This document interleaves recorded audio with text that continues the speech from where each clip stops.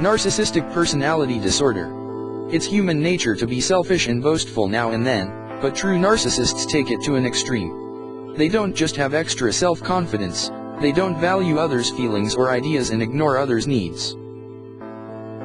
But there's a difference between being self-absorbed, often called a narcissist, and having narcissistic personality disorder, which is a mental illness.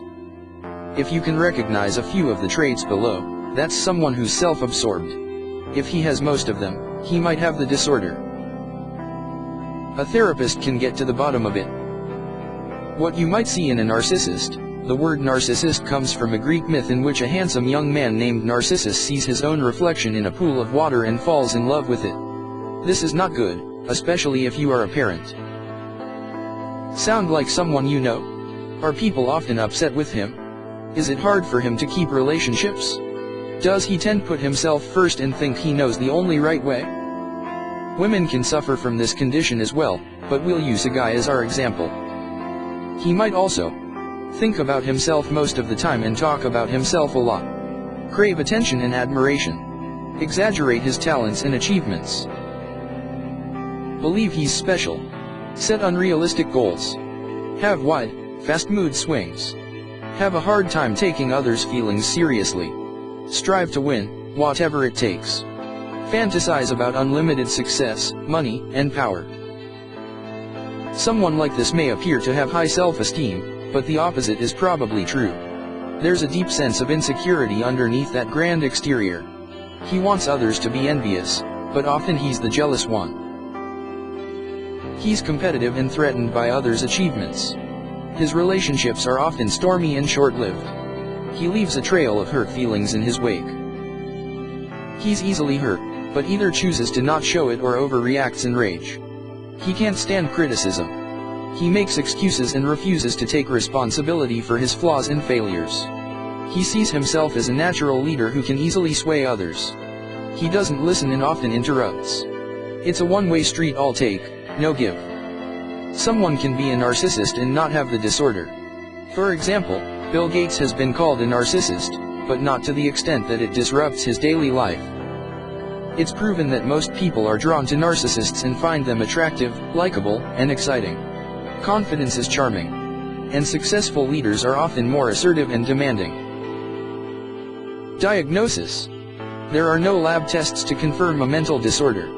If there's a noticeable change in someone's personality, a doctor might do a physical exam, blood tests, or brain scans to rule out a physical illness.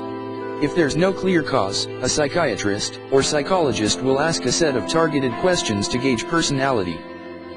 Many professionals use the Narcissistic Personality Inventory, a list of 40 questions that measures things such as how much attention and power someone craves. Traits usually start popping up during preteen or teenage years, when personality is better formed. But it can come to light as early as age 8, when children start to become more aware of how people react to them. A recent study at Ohio State University says many people readily admit to being a narcissist. Researchers say they're probably proud of it and don't see looking out for number one as a flaw. Causes. The exact cause is not known, but there are several theories. Many think it's a mix of things, from how the person handles stress to how he was raised. Parents who put their children on a pedestal and shower them with endless praise can plant a seed of narcissism, a recent study found. There's a line between being nurturing and supportive and inflating an ego. Then again, the opposite is true, too. Children who are ignored or abused tend to be self-centered almost as a survival instinct. They feel they need to look out for themselves because no one else will. Treatments. There is no cure, but therapy can help. The goal is to build up the person's poor self-esteem and have more realistic expectations of others. There aren't drugs to treat this mental disorder, but depression and anxiety sometimes go hand in hand with narcissism, and there are helpful drugs for those conditions. If the narcissist abuses alcohol or drugs, which is common, it's important to get treatment for the addictions, too.